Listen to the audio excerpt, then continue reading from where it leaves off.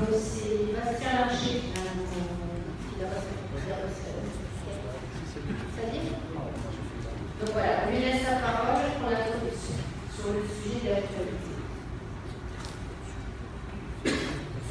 Bonjour à tous, merci. Alors j'ai la tâche difficile de vous présenter l'actualité économique du secteur en un petit quart d'heure. On sait que dans le métier du verre, c'est une grande diversité de marchés et, et de sociétés. On s'est concentré sur un panorama. Je crois que c'est la troisième édition qu'on vous prépare. On essaie de le compléter au fur et à mesure. Donc on va passer un peu rapidement, mais j'ai cru comprendre qu'il serait de toute façon reproduit et que vous en disposerez dans le prochain journal de la fédération. Donc on va le passer rapidement et vous aurez l'occasion de plus de détails lorsque vous l'aurez en papier entre les mains. Rapidement sur le marché et pour vous en parler de manière un peu caricaturale, c'est vrai qu'on constate qu'il y a essentiellement deux grands marchés qui viennent animer les métiers du verre. C'est essentiellement la construction et essentiellement la consommation des ménages. Après on va venir sur les marchés qui sont dans d'autres dynamiques, mais on peut dire que la construction anime énormément les métiers du verre. On peut noter qu'on parle d'un redémarrage de la construction commence à se sentir, à frémir. Néanmoins, ce qu'il faut noter, c'est que la rénovation, elle, reste en panne et que ça pèse aussi, ça continue à peser sur les activités du verre et de la céramique. On attend toujours une véritable reprise et vigoureuse. On va regarder quelques chiffres sur le sujet juste après. On peut noter qu'il y a des investissements sur l'année passée qui ont été structurants, qui ont été réalisés, mais on constate que c'est essentiellement dans l'activité à chaud, dans le verre à chaud qui ont été réalisés, et que les autres activités, que les autres métiers sont plutôt en déficit d'investissement.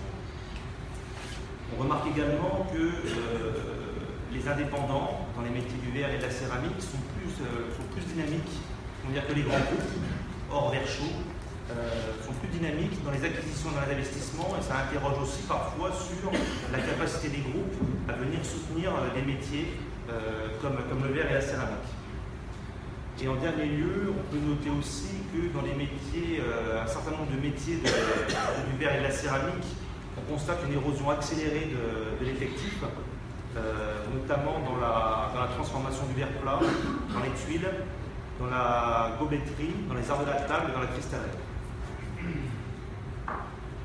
Regardez maintenant sur les grands indicateurs. Ça va être à faire un petit peu une bande dessinée. Je vais défiler quelques slides avec quelques grandes idées.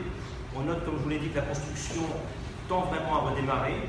On attend, quelque chose quand même de plus massif, parce que même si dans les journaux on parle d'une construction qui redémarre, quand on fait la moyenne, quand on regarde le niveau de la construction l'année dernière, on reste encore inférieur aux 9 dernières années. Donc on reste encore inférieur aux 9 dernières années qui sont des années post-crise. Donc on parle de reprise, on ne la sent pas encore véritablement.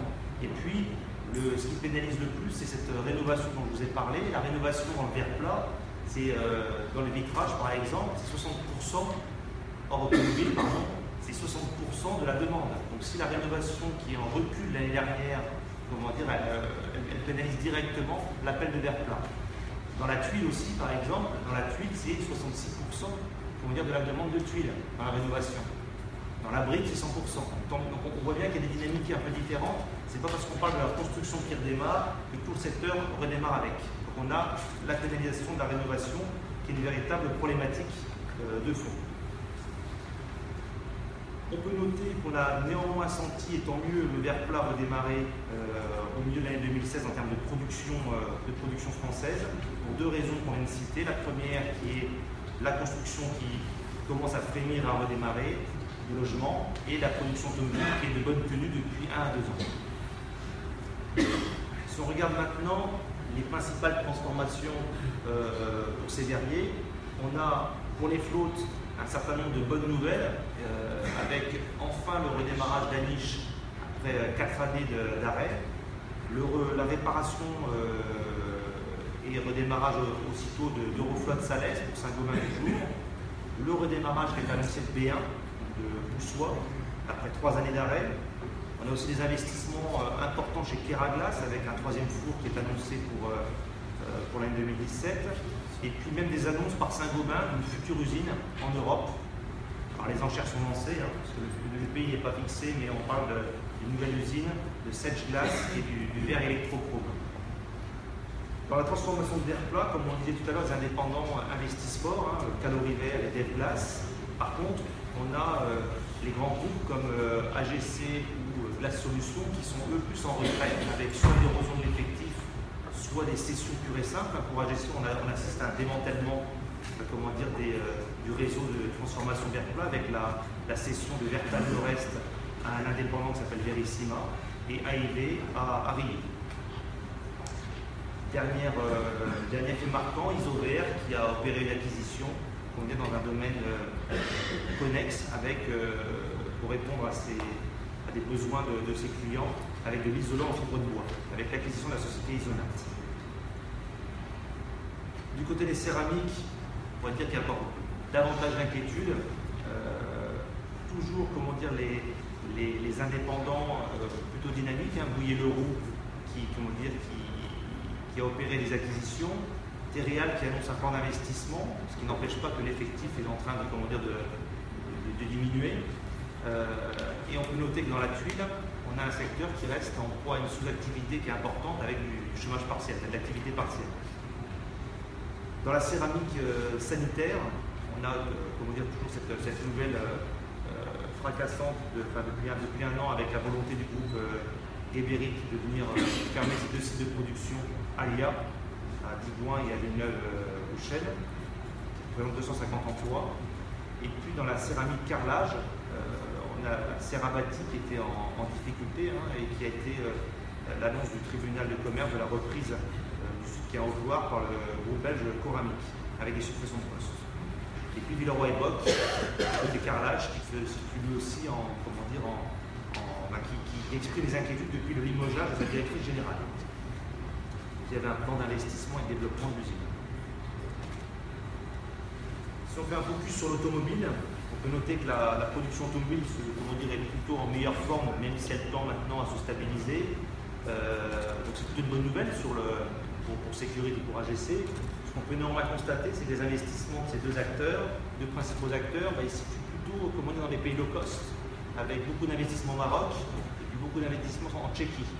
La question qu'on se pose, c'est jusqu'où ça va avoir des conséquences sur les sites qui sont installés en Europe occidentale, puisqu'il ne se cache pas que c'est aussi par exemple pour servir le sud de l'Europe pour l'instant.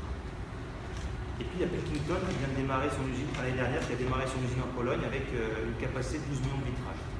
On sent qu'il y a une pression low cost qui va encore s'exercer sur les vitrages automobiles. D'autres nouvelles avec aussi une JV, une joint venture qui a été conclue entre Sécurité Corning dans les vitrages ultra fins, mais on ne connaît pas encore la localisation de la future usine. Il est probable, il y a des rumeurs qui parlent peut-être d'Europe de l'Est ou peut-être d'Asie. Et puis Sécurité qui a fait une acquisition pour se diversifier, pour aller plus en aval vers l'acquisition d'un réseau de franchisés de remplacement de vitrage. Sur la consommation des ménages, on peut noter que la consommation des ménages se porte un peu mieux, mais la consommation de boissons, pas véritablement. Elle n'a pas bénéficié de la consommation de ménages. Et puis la récolte viticole n'a pas été à la hauteur en 2016, avec une météo qui a été capricieuse, avec donc une récolte en diminution. Sur la production de verre creux, vous pouvez noter la dégringolade qui a été opérée dans les années 2008-2009 à la suite de la crise, et depuis c'est une forme de stabilisation, mais 20% en dessous de ce qu'on a pu connaître avant la crise. On a OI et Verallia qui font face aussi à une concurrence accrue des pays ibériques, qui eux, sont très virulents, tant en concurrence, en baisse de prix, mais aussi en développement avec des acquisitions et des investissements. Et donc voilà ces sites, ces entreprises OI et Verallia qui tendent vers une stratégie premium. L'un des exemples, c'est les investissements qui ont été opérés par Saga Décor, avec un nouvel investissement sur une nouvelle ligne spécifique, une machine spécifique, et puis l'acquisition d'un nouveau site de la Charentaise du Décor. Toujours sur le verre creux, des investissements et des réparations. Donc, je vous l'avais dit, le verre chaud est quand même plutôt dynamique en investissement sur 2016 et 2017. Saverglass qui a investi dans un nouveau four pour 25 millions d'euros, qui annonce son installation au Mexique.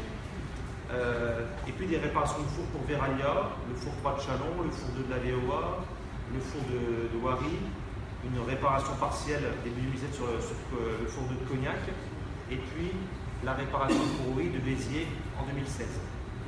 Le même OI qui vient d'annoncer la fermeture d'un site en Europe de 230 salariés aux Pays-Bas qui servait le marché de la bière.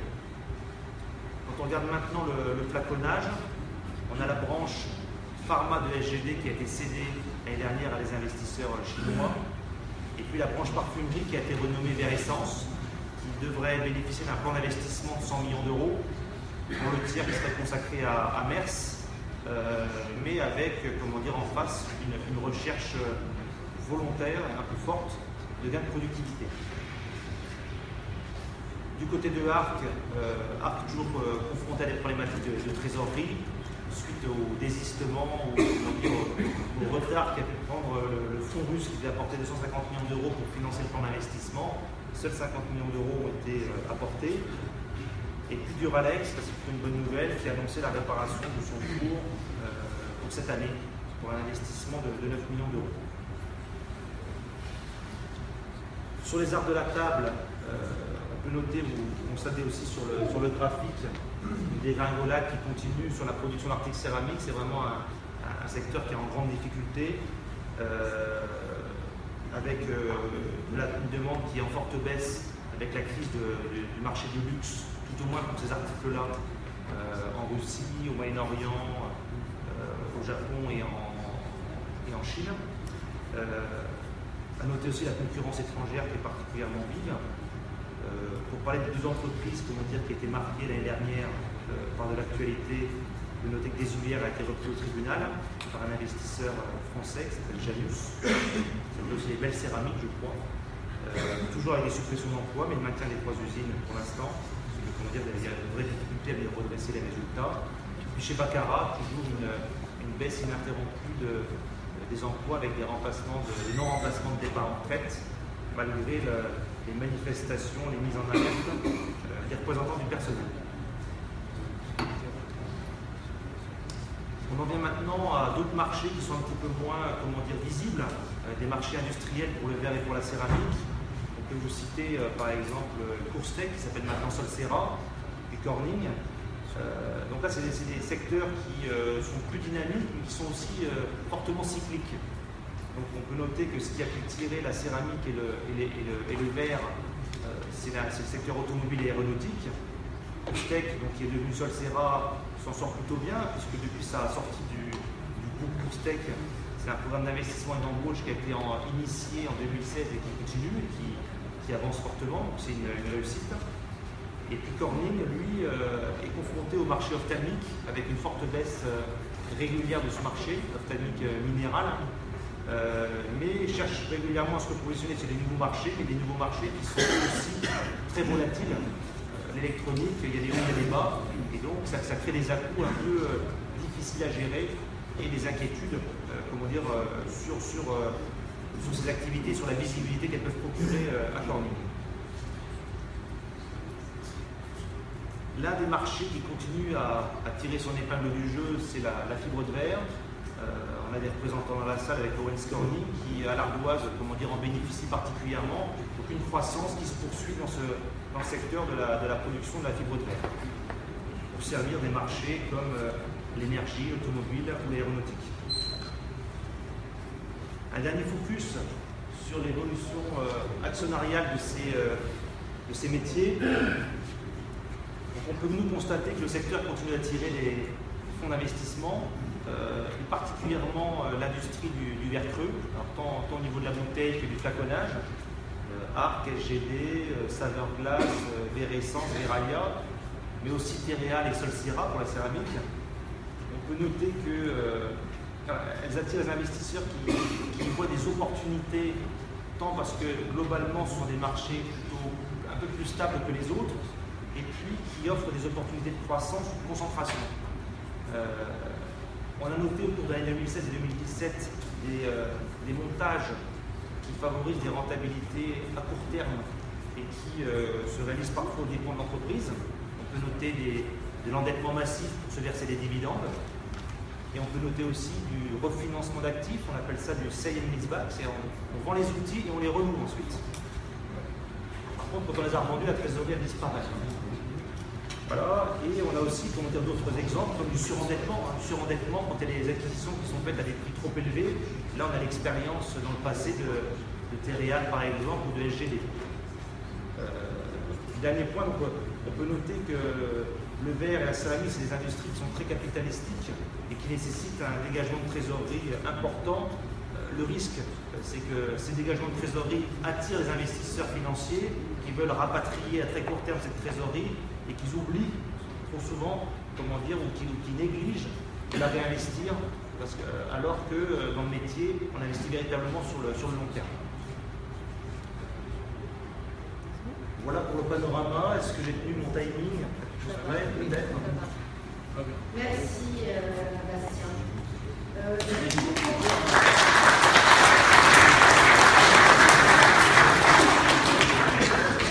Ce que je vous propose, c'est une question sur ce sujet. C'est quoi un versement de dividendes par endettement? Veralia peut répondre. Les actionnaires ont une holding de détention d'une grande société comme Veralia par exemple, et ils font émettre des nouvelles obligations et ils s'endettent, et aussitôt ils se reversent un dividende avec l'argent qui a été emprunté. C'est de l'emprunt qui sert uniquement à verser un dividende. Ils empruntent pour surveiller. Voilà, comment passer d'un endettement? Si on parle des BDA, qui est un petit peu la norme dans le secteur, on dit en général qu'au DAC 3, ça commence à devenir tendu. 3 fois les BDA en endettement, c'est un peu tendu. Pour Veralia, les mémoires ont été passés à environ 5. Comment est-ce qu'on passe à 6,5? On part de l'endettement pour verser des dividendes. Exclusivement pour verser des dividendes, et après on laisse la charge de la dette à l'entreprise. Donc ce qu'on appelle là, c'est la recherche à court terme de rentabilité immédiate. S'il vous plaît, on va bientôt faire la pause en toute patience.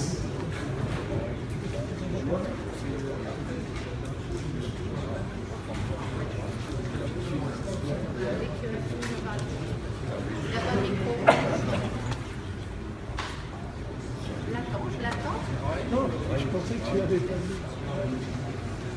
Bonjour,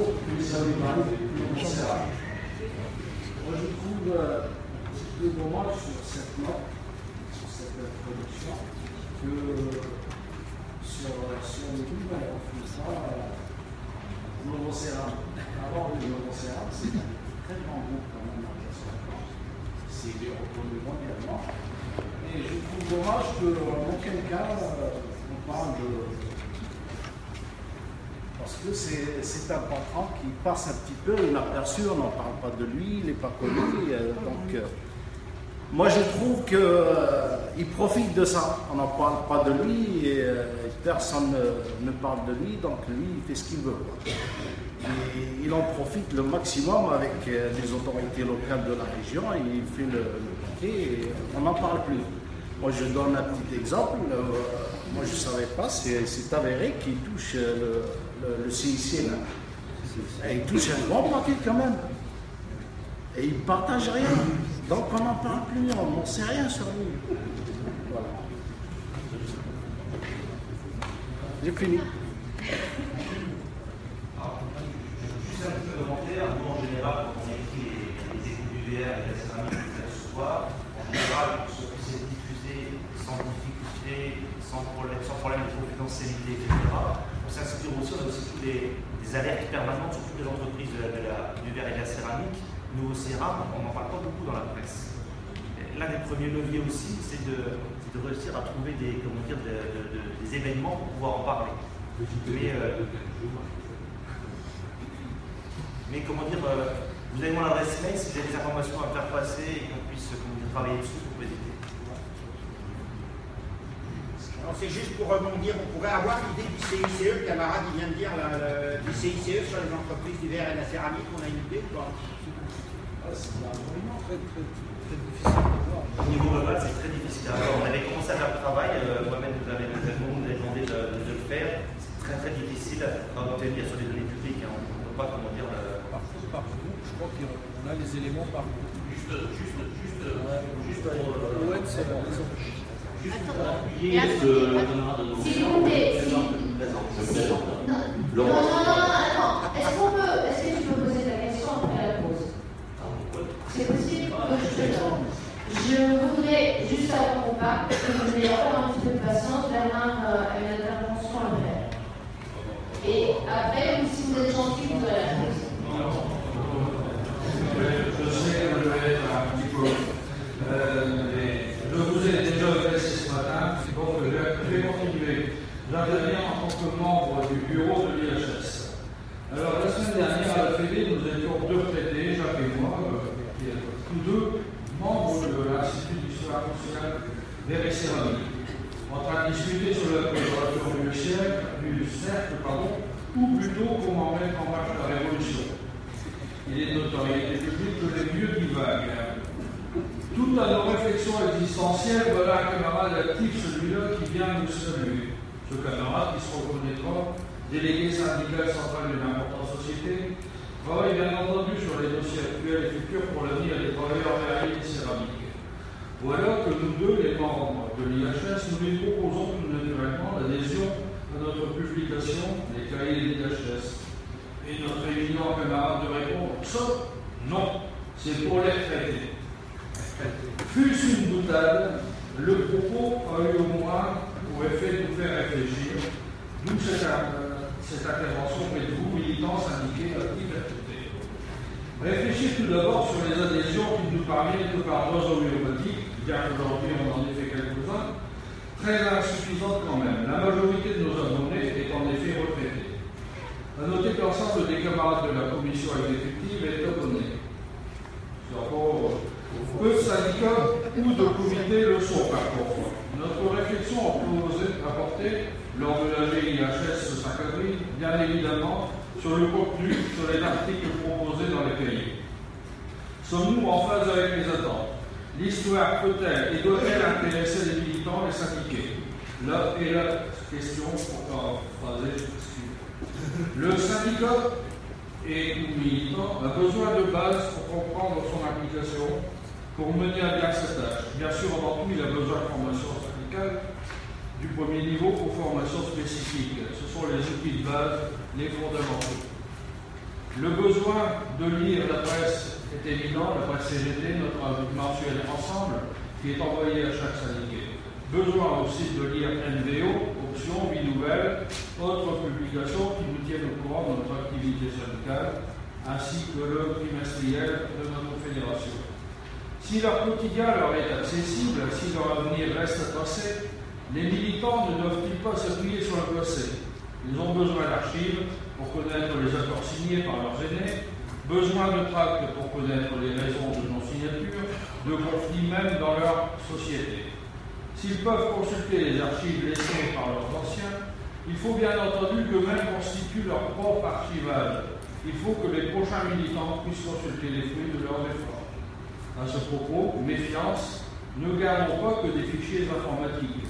Une panne de PC et c'est la mémoire qui est flanche, ou là qui fout le camp. Ce travail à partir du passé récent ou lointain de sa propre entreprise, s'il est absolument nécessaire, est-il suffisant? À l'IHS, nous ne le pensons pas. Nos articles sur les cahiers n'ont pas la prétention d'être des guides ou modes d'emploi pour lutte syndicale, mais de la lecture vient souvent la réflexion, de l'expérience des anciens, des précurseurs même du syndicalisme. Nous pouvons souvent nous remettre en question. Si sans moyens, ils ont réussi à bâtir un syndicalisme de masse et de classe, s'ils ont relevé la tête et affronté les difficultés, que nous manque-t-il pour réussir dans nos actions? Bien sûr, le contexte politique et social est différent. La formation va plus vite, l'individualisme, etc.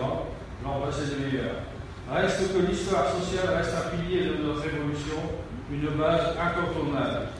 À noter aussi que le social et le politique sont solidement imbriqués dans cette période électorale. Il est de notre devoir de militants de rappeler nos attentes, nos revendications et de militer clairement pour celui qui se rapproche le plus de notre cahier revendicatif.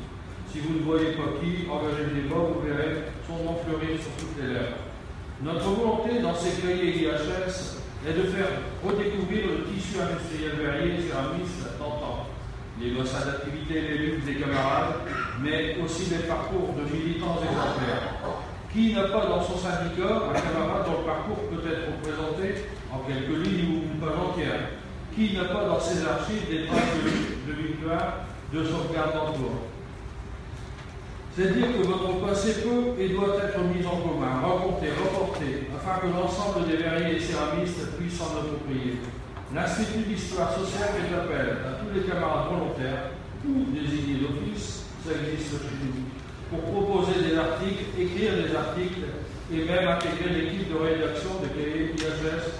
La porte est ouverte. Vous aimez l'histoire, vous voulez la faire partager, que ce soit pour un article ou pour ouvrir avec nous, vous êtes les bienvenus.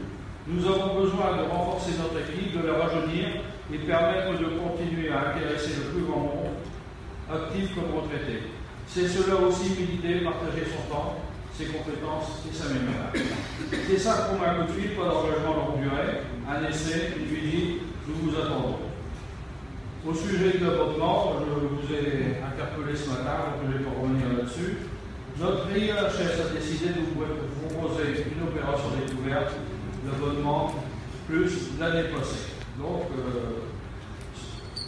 à savoir, c'est que le numéro 9 de mars 2007 est quand même assez intéressant, particulièrement intéressant avec l'hommage fait à Henri Maréchal, militant exemplaire qui a marqué notre fédération. De plus, il figure là l'article sur l'assassinat de notre camarade Pierre Maître en 1977, perpétré par un commando fasciste. Cela nous éclaire s'il en était besoin sur les dangers que représente le Front National. Le passé nous éclaire là encore sur notre présent et notre avenir. Nous nous tiendrons à votre disposition le pause pour concrétiser cet abonnement qui s'est déjà fait, mais aussi pour vous renseigner sur notre IHS et vous présenter notre équipe, nos méthodes d'activité. Il ne s'agit pas d'un travail, mais plutôt d'un loisir enrichissant pour soi-même et utile aux autres. Merci pour votre écoute.